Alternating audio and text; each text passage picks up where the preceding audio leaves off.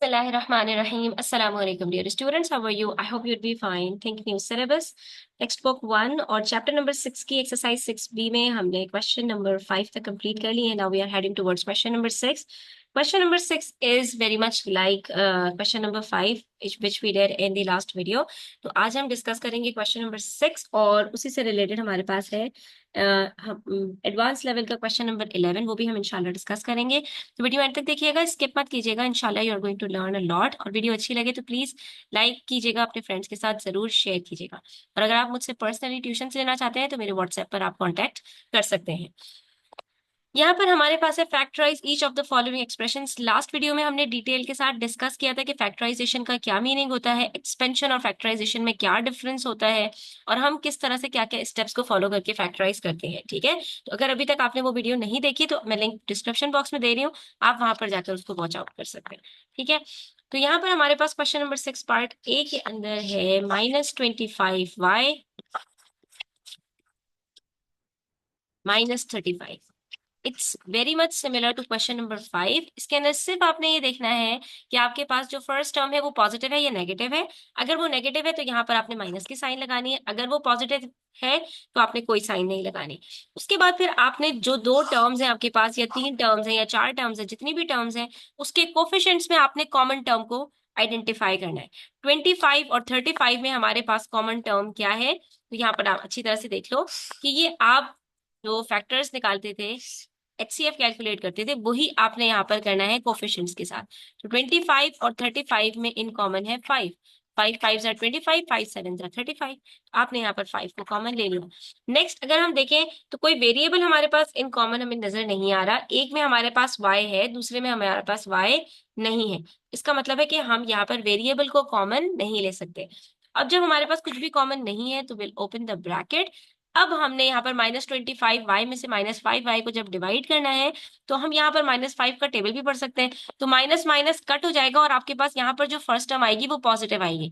अब 5 का जब आप टेबल पढ़ते हैं तो 5 5 जार 25, और 5 के साथ कोई वेरिएबल कॉमन नहीं है. इसका मतलब है जो कुछ वेरिएबल कॉमन बच रहा है वो यहाँ पर आप लिख देंगे. और आप चेक कर सकते हैं कि -5 को जब आप 5y के साथ मल्टीप्लाई करेंगे तो आपके पास -25y ही वापस आ जाएगा. इसका मतलब है आपका आंसर ठीक है. फिर से -5 और -35 के अंदर हमने डिवाइड करना है, तो माइनस माइनस प्लस हो जाता है. 5 7 जार 35, कोई वेरिएबल नहीं है तो यही आपका दैट्स इट. यहाँ पर आपने और कुछ भी नहीं करना. नेक्स्ट हमारे पास है पार्ट बी. तो पार्ट बी के अंदर है -64ax -16ay. अब देखेंगे इसमें क्या कॉमन. सबसे पहले नेगेटिव साइन है तो माइनस कॉमन ले लिया. ठीक है, फिर 64 और 16 इनका कॉमन फैक्टर हमारे पास 16 है. 16 4 जार 64 होता है तो हमने एज इट इज 16 ले लिया. लेकिन अगर आपको टेबल्स याद नहीं है तो आप 4 से अगर कॉमन लेते हैं तो 4 16 जार और 4 4 जार, फिर 16 और 4 के अंदर दोबारा से 4 कॉमन आएगा. जब आप फैक्टर्स निकालेंगे तो 4 4 जार 16, आपके पास यही आंसर हाईएस्ट कॉमन फैक्टर आ जाएगा.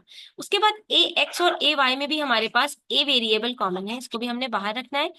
अब अपना जब ब्रैकेट ओपन करेंगे तो minus minus plus, plus plus की साइन नहीं लगानी. 16 4 जार 64, ए ऑलरेडी कॉमन निकाल चुके हैं तो अब हमारे पास सिर्फ एक्स बच जाएगा. ठीक है, फिर माइनस माइनस प्लस, यहाँ पर प्लस लगानी है क्योंकि इससे पहले एक टर्म मौजूद है. फिर 16 1 जार 16, 1 हम लिखते नहीं है. अगर आप चाहो तो लिख भी सकते हो, कोई मसला नहीं है, लेकिन 1 हम नहीं लिखते. ठीक है, फिर ए के साथ ए कॉमन ऑलरेडी बाहर मौजूद है, सिर्फ हमारे पास y बचता है तो हमने ये 4x + 1y ब्रैकेट में लिख दिया, विच इज 4x + y. ठीक है, next we have part C. -81w -9wx -18y. तो कैसे सॉल्व करेंगे. अब आप देख सकते हो यहाँ पर 81 9 और 18 are all the multiples of 9. इन तीनों का हमारे पास कॉमन फैक्टर 9 है, तो हम यहाँ पर -9 को कॉमन निकाल लेंगे. Then when will we look for the variables, तो w wx और wy में w कॉमन है तो w भी हमने कॉमन निकाल लिया. अब हम जब यहाँ पर चेक करेंगे तो minus minus plus, 9 9 are 81, w into 1 is equal to w. तो अब w लिखने की जरूरत नहीं है. फिर से minus minus plus, 9 1 are 9, w 1 are w और x एज इट इज. ठीक है, फिर minus minus plus, 9 2 are 18, w 1 are w and y as it is. तो ये आपके पास दैट्स इट. ठीक है। Next we have part D. Part D में भी हमारे पास 3 टर्म्स हैं, -24x, -36, -12xz। इसको भी इसी तरह से सॉल्व करेंगे।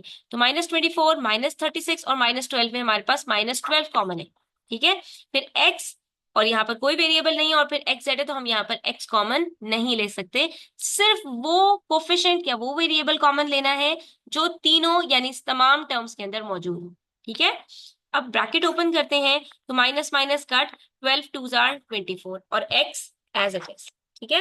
फिर minus minus plus, 12 3s are 36, यहाँ कोई वेरिएबल नहीं है तो ये एज इट इज। फिर minus minus plus, 12 1s are 12, 1 लिखते नहीं है, और फिर x और z दोनों वेरिएबल्स आपके पास यहाँ पर आ जाएंगे। ठीक है।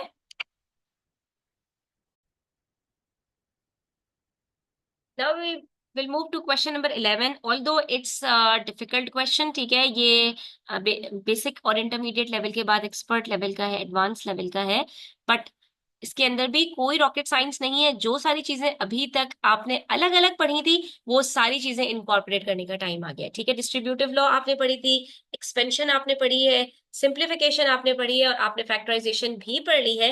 तो अब ये सारी चीजों को एक साथ, जैसे डमास रूल को अप्लाई करते थे, प्लस माइनस मल्टीप्लाई डिवाइड एक साथ करके, ऐसे ही यहाँ पर प्लस माइनस और एक्सपेंशन फैक्टराइजेशन सबको एक साथ ब्रैकेट्स के साथ सॉल्व करेंगे, और देखेंगे कि इसके अंदर हमने किस तरह से इसको सॉल्व करना है।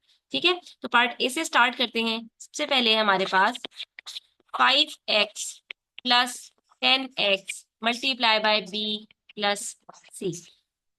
फाइनली हमने फैक्टराइज करना है, इस चीज पर आपने फोकस करना है। इसका मतलब क्या है कि हम सबसे पहले यहाँ पर ब्रैकेट्स को सॉल्व करेंगे, डिस्ट्रीब्यूटिव लॉ अप्लाई करेंगे if we have any brackets. Steps याद कर लो। ठीक है।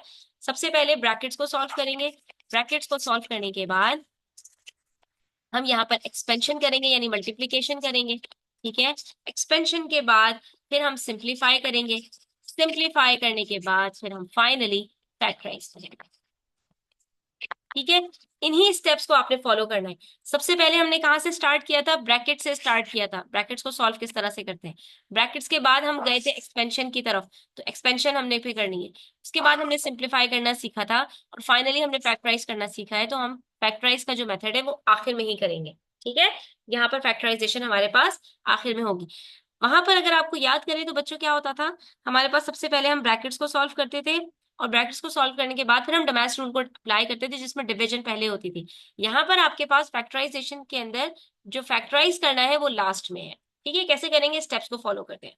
अब देखो यहाँ पर हमारे पास 5x एज इट इज आ जाएगा, फिर प्लस 10x के साथ ये पूरा ब्रैकेट सॉल्व हो रहा है। b प्लस c हमारे पास ब्रैकेट सॉल्व नहीं हो सकता, डिस्ट्रीब्यूटिव लॉ अप्लाई करेंगे। यस, डिस्ट्रीब्यूटिव लॉ को जब अप्लाई करेंगे तो 10x को मल्टीप्लाई करेंगे b के साथ, तो आपने मल्टीप्लाई करना सीखा हुआ है। 10 1s are 10, x into B is equal to B X, फिर प्लस प्लस प्लस है, फिर 10x इंटू सी करेंगे तो ये हो जाएगा आपके पास 10xc। उसके बाद देखेंगे कि क्या हमारे पास यहाँ पर कुछ सिंप्लीफाई हो सकता है।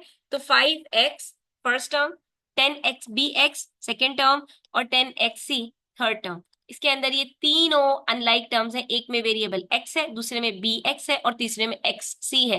किसी में भी लाइक टर्म्स नहीं है, इसका मतलब है ये सिंप्लीफाई नहीं हो सकता। तो हम लास्ट कहाँ पर स्टेप पर जाएंगे? फैक्टराइज के ऊपर। तो फैक्टराइज आपने देखा है, सबसे पहले आपके पास जो नंबर्स हैं कोफिशिएंट्स, उसको आपने उसमें कॉमन लेना है। तो 5 10 और 10 के अंदर 5 हमारे पास कॉमन है।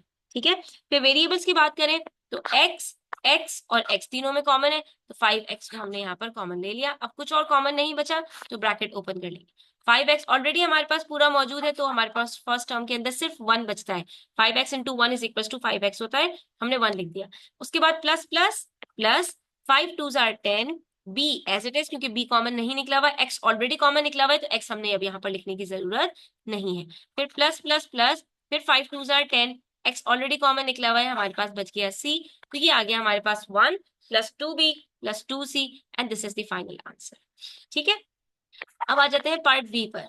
3xy minus 6x x y minus z। तो फिर से हमने क्या करना है? सबसे पहले एक्सपेंशन करनी है। 3xy को कुछ भी नहीं करेंगे, माइनस 6y को मल्टीप्लाई करेंगे y के साथ, तो minus plus minus, 6 1s are 6, xy as it is, minus minus plus, 6 1s are 6, xz as it is. Simplify हो सकता है, कुछ भी सिंप्लीफाई नहीं हो सकता। तो नेक्स्ट स्टेप क्या है, फैक्टराइज करना है। 3, 6 और 6 के अंदर क्या कॉमन है, 3 कॉमन है। एक्स वाई और एक्स जेड के अंदर क्या कॉमन है, एक्स वाई। अच्छा देखिए, अब यहाँ पर सिंप्लीफाई हो सकता था, तो हम यहाँ पर पहले सिंप्लीफाई करेंगे। 3xy और -6xy में ये दोनों लाइक टर्म्स है, कॉमन हो हमारे पास इसके अंदर जो लाइक टर्म्स है, तो इसके अंदर हम कोफिशिएंट्स को ऐड और सब्ट्रैक्ट कर सकते हैं। तो 3 - 6 इज इक्वल्स टू -3। अच्छा, अगर आप सिंप्लीफाई करना भूल भी गए हैं तो भी इट डजेंट मैटर, आप इसको फैक्टराइज करने के बाद भी सिंप्लीफाई कर सकते हैं, वो भी मैं आपको बता देती हूँ। ठीक है, अब यहाँ पर -3xy हमारे पास ये सिंप्लीफाई हो गया और +6xz। अब हम इसको फैक्टराइज करेंगे, तो -3 कॉमन है, x कॉमन है। अब ब्रैकेट में क्या बचेगा, माइनस माइनस प्लस, तो आ जाएगा हमारे पास यहाँ पर 1y, x कॉमन बाहर निकला 1, फिर minus plus minus, 3 2s are 6, x 1s are x और z एज इट इज। तो ये हमारे पास आंसर आ रहा है -3x multiply bracket y -2z। ठीक है, अब यहाँ पर अगर मैंने कॉमन नहीं लिया होता तो भी कुछ मसला नहीं होता, अगर हम इसको सिंप्लीफाई नहीं करते और इसको फैक्टराइज कर लेते पहले। तो 3xy -6xy प्लस 6xz के अंदर हमारे पास यहाँ पर आता 3x कॉमन, फिर हम यहाँ पर लिखते y, 3 2s आर 6, माइनस का साइन है तो 2y, फिर 3 2s आर 6 और फिर z। अब देखो यहाँ पर हमारे पास ब्रैकेट के अंदर जब 3x के साथ y -2y है, तो यहाँ पर भी हम इसको सिंप्लीफाई कर सकते हैं। आंसर क्या आएगा, 1 - 2 is equals to -1, that is -y plus 2z। अब इसके अंदर सिर्फ एक चीज है स्टूडेंट्स जो आपकी चेंज है, कि यहाँ पर हमारे पास माइनस का साइन हमने कॉमन लिया है, तो अंदर हमारे पास +y -2z है। यहाँ पर हमने -3x के साथ माइनस का साइन कॉमन नहीं लिया, तो हमारे पास -y + 2z है। बोथ आर एब्सोल्युटली करेक्ट और दोनों का मीनिंग भी बिल्कुल सेम है। ठीक है, अगर आप माइनस का साइन चाहे तो बाहर कॉमन लें, अगर चाहे तो आप ना लें। सिर्फ इससे क्या फर्क पड़ेगा, अगर आप बाहर माइनस का साइन कॉमन लेते हैं तो आपके पास जो inside of the bracket terms होंगी उन सबकी जो साइंस होंगी, तो अगर आप बाहर माइनस का साइन कॉमन नहीं लेते, वो तमाम टर्म्स जो ब्रैकेट के इनसाइड है उन सबकी साइंस आपकी चेंज हो जाएंगी।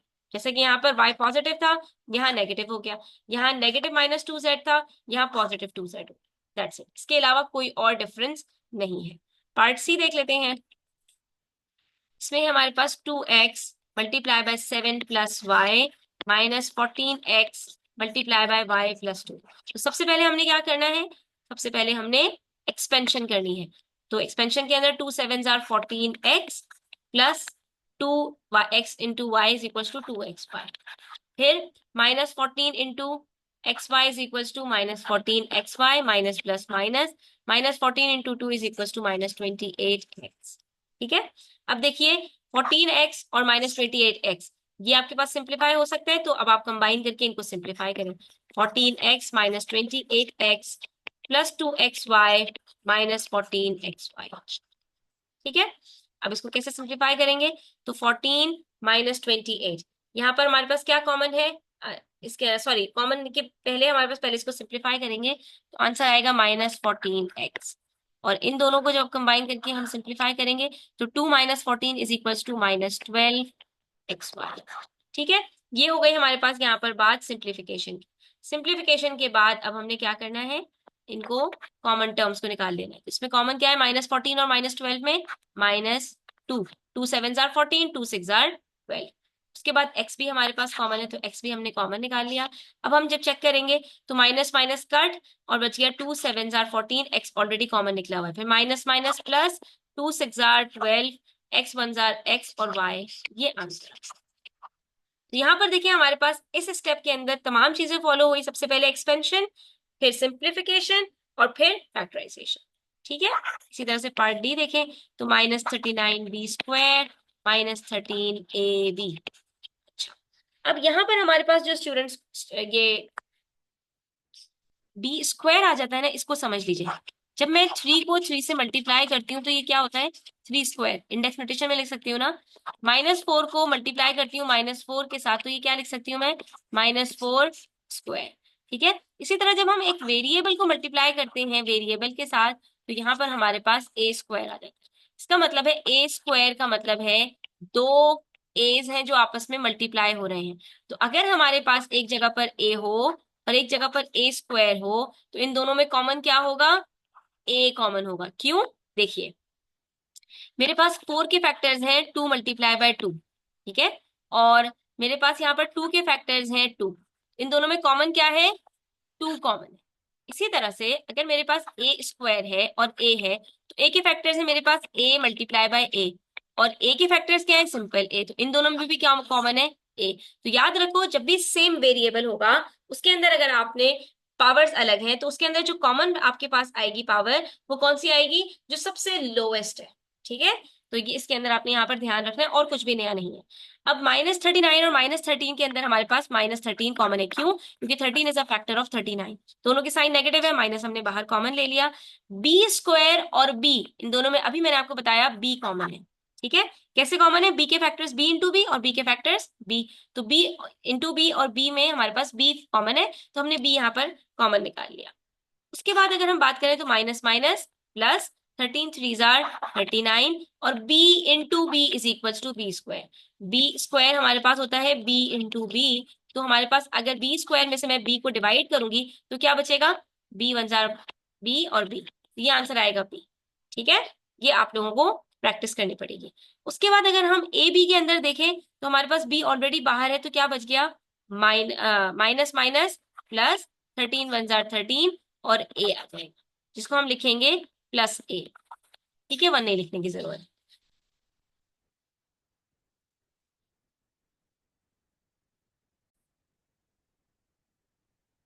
अच्छा जी, उसके बाद है हमारे पास पार्ट ई, उसके अंदर है हमारे पास फिर से expansion, -3a multiply by 2 plus B. जो आपको स्टेप्स बताए हैं वो स्टेप्स आपने फॉलो करने हैं, ठीक है। फिर -18a multiply by B plus 1, ठीक है। तो सबसे पहले हम एक्सपेंशन करेंगे यहाँ पर माइनस प्लस माइनस, 3 2 जार 6 और a। उसके बाद माइनस प्लस माइनस, 3 1 जार 3 ए बी। फिर माइनस प्लस माइनस, 18 1 जार 18 A B, minus plus minus, 18 1 जार 18 ए, ठीक है। ये हो गए हमारे पास एक्सपेंशन, क्योंकि दो अलग अलग ब्रैकेट से इसलिए हमने यहाँ पर पहले एक्सपेंड किया, और इसके बाद अब हम यहाँ पर जो लाइक टर्म्स है उसको कंबाइन करके पहले सिंप्लीफाई करेंगे, और फिर हम इसको यहाँ पर फैक्टराइज करेंगे। तो -6a -18a, ये दोनों कंबाइन कर दिए हमने। फिर -3ab -18ab, ठीक है। इसको अब हम यहाँ पर सिंप्लीफाई करेंगे। ये लाइक टर्म्स को हम सिंप्लीफाई कर सकते हैं। Minus minus plus, 18 plus 6 is equal to 24, sign greater number की -24a। फिर minus minus plus, sign greater number की 18 प्लस 3 इज इक्वल टू 21, और ये ए बी, ठीक है। ये हमारे पास एक्सपेंशन हो गई। अब हम इसको फैक्टराइज करेंगे, तो माइनस माइनस माइनस आ गया यहाँ पे कॉमन, दोनों में माइनस है। 24 और 21 के अंदर हमारे पास यहाँ पर 3 कॉमन है, 3 8 जार 24, 3 7 जार 21। ए और ए बी के अंदर भी हमारे पास ए कॉमन है। अब ब्रैकेट ओपन करेंगे, माइनस माइनस प्लस, 3 8 जार 24, ए ऑलरेडी हम लिख चुके हैं। फिर माइनस माइनस प्लस, 3 7 जार 21, ए और ए हमारे पास कॉमन आ चुका है। फिर बी, ये आंसर आ जाएगा, ठीक है। -3a multiply bye 8 plus 7b। Next है हमारे पास part F, -4xy square -16xy multiply bye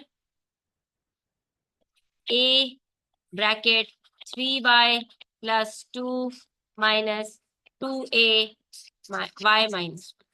अब जब आपके पास इतने सारे ब्रैकेट्स आ जाए तो ये आइडेंटिफाई करना मुश्किल हो जाता है कि यहाँ पर हमने पहले करना क्या है।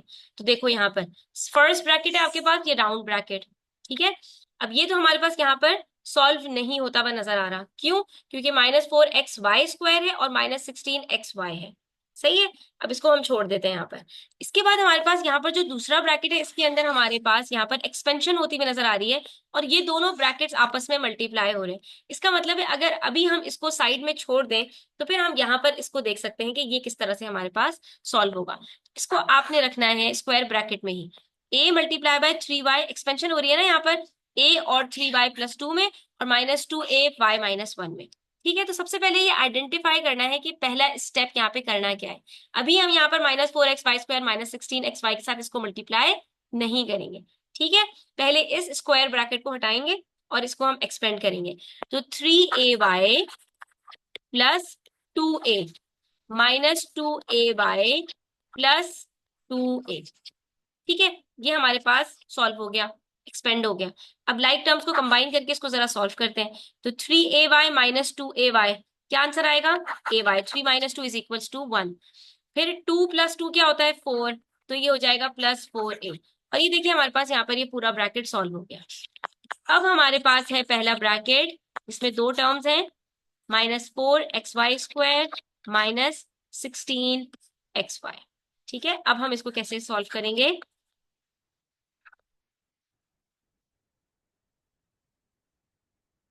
इसको सॉल्व करने के हमारे पास दो तरीके हैं। क्या दो तरीके हैं? तो ये देख लीजिए, हमारे पास यहाँ पर इसके अंदर जो कॉमन टर्म्स है ना, हम सिर्फ उसको बाहर निकाल लें, बाकी इसको इसके साथ मल्टीप्लाई करने की हमें जरूरत नहीं है। क्यों जरूरत नहीं है? क्योंकि ये ऑलरेडी एक फैक्टर है, ब्रैकेट के अंदर एनक्लोज्ड है और फैक्टर है, और ये आपस में मल्टीप्लाई हो रहे हैं। इन दोनों ब्रैकेट्स के बीच में कोई प्लस माइनस नहीं है, इसलिए हमें इसको यहाँ पर ओपन करने की जरूरत नहीं है। तो आप यहाँ पर देख सकते हो, -4 -16 xy² और xy के अंदर हमारे पास क्या क्या कॉमन है? सबसे पहले -4 कॉमन है, ठीक है। उसके बाद xy² और xy के अंदर xy कॉमन है। तो ब्रैकेट के अंदर हमारे पास यहाँ पर क्या बचता है? 1, x कॉमन आ चुका है, सिर्फ एक y। फिर minus minus plus, 4 4 jar 16, xy आ चुका है, तो ये हमारे पास ब्रैकेट में आ गया। अब अगर आप गौर से देखें तो ये हमारे पास तीन फैक्टर्स आ चुके हैं, फैक्टराइजेशन हमारा कंप्लीट हो गया।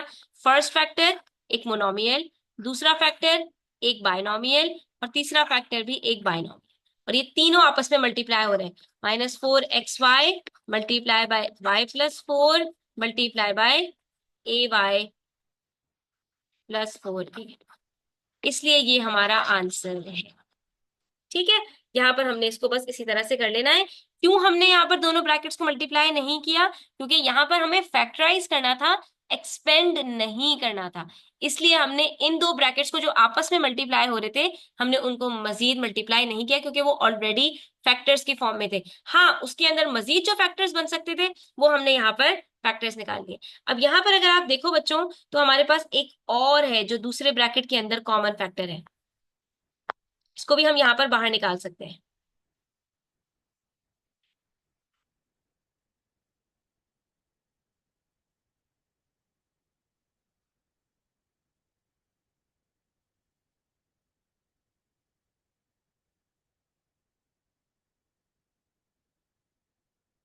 तो ये देखिए, यहाँ पर है हमारे पास -4xy y+4, ठीक है। ये पूरी टर्म इसके साथ मल्टीप्लाई हो रही है। फिर अगर आप यहाँ पर देखें ay+4a, इसमें भी तो हमारे पास a कॉमन है, तो हम यहाँ पर भी a कॉमन बाहर निकाल सकते हैं। y+4 हमारे पास यहाँ पर चले, ठीक है। अब देखें यहाँ पर क्या हो रहा है हमारे पास, -4xy multiply by y+4 multiply by a multiply by y+4, ठीक है। अब यहाँ पर हम क्या कर सकते हैं, इसको ए को हम यहाँ पर, ये सब आपस में मल्टीप्लाई हो रहे हैं, तो हम यहाँ पर इस तरह से लिख सकते हैं, -4axy multiply by y+4 multiply by y+4। और ये हमारे पास दोनों क्या है? एक जैसे हैं। तो जब दो सेम नंबर्स मल्टीप्लाई होते हैं तो हम उसको लिख सकते हैं 2 स्क्वायर। बिल्कुल इसी तरह से यहाँ पर y+4 और y+4 जब मल्टीप्लाई हो रहे हैं तो हम इसको भी इस तरह से लिख सकते हैं, y+4 के ऊपर स्क्वायर। यहाँ पर हम इसको इसी तरह से लिख देंगे, -4axy bracket y+4 to the whole square. और ये हमारा फाइनल आंसर। तो आज के लिए इतना ही, इंशाल्लाह नेक्स्ट वीडियो के अंदर मजीद क्वेश्चन सॉल्व करेंगे। तब तक अपना ख्याल रखिएगा, चैनल पर नए हैं तो सब्सक्राइब करते जाइएगा। टेक केयर, अल्लाह हाफिज।